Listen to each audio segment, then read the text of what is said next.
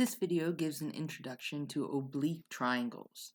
We're going to start this video by discussing our congruence axioms for triangles.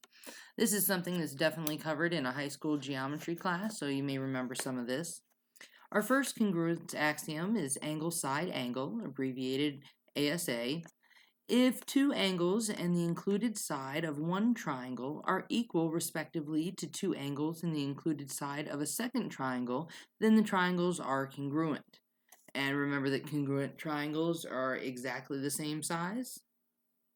So there's an illustration to the right of our ASA congruence axiom. Next up is side, side, side, abbreviated SSS. If three sides of one triangle are equal respectively to the three sides of a second triangle, then the angles are congruent. Having the three sides being equal forces also the angles on the inside to be equal as well. That's our side, side, side axiom.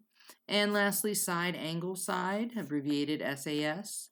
If two sides and the included angle of one triangle are equal respectively to two sides and the included angle of a second triangle, then the triangles are congruent. Well, until now, our work with triangles has been limited to right triangles. However, the acute angle and right triangle concepts can be extended to all triangles. Every triangle has three sides and three angles. If any three of the six measurements of a triangle are known, provided at least one measurement is the length of a side, we can't do it if it's all angles, then the other three measures can be found.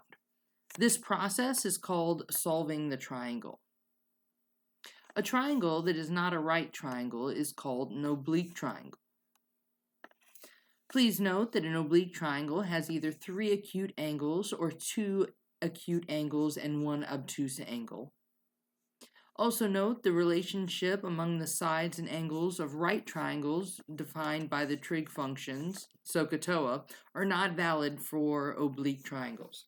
So we use SOHCAHTOA anytime it's a right triangle, but we have to develop new techniques for triangles when they're not right triangles. There's four possible cases of triangles that can arise. So the first case is we're given one side and two angles.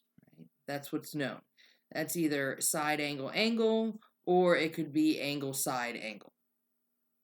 Case two, two sides and one angle not included between the two sides are known. So we'd have side side angle. This case has the potential to lead to more than one triangle. Our third case is two sides and the angle included between the two sides are known. That's that side angle side.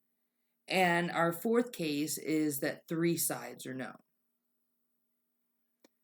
Cases 1 and 2 will require a technique called the law of sines.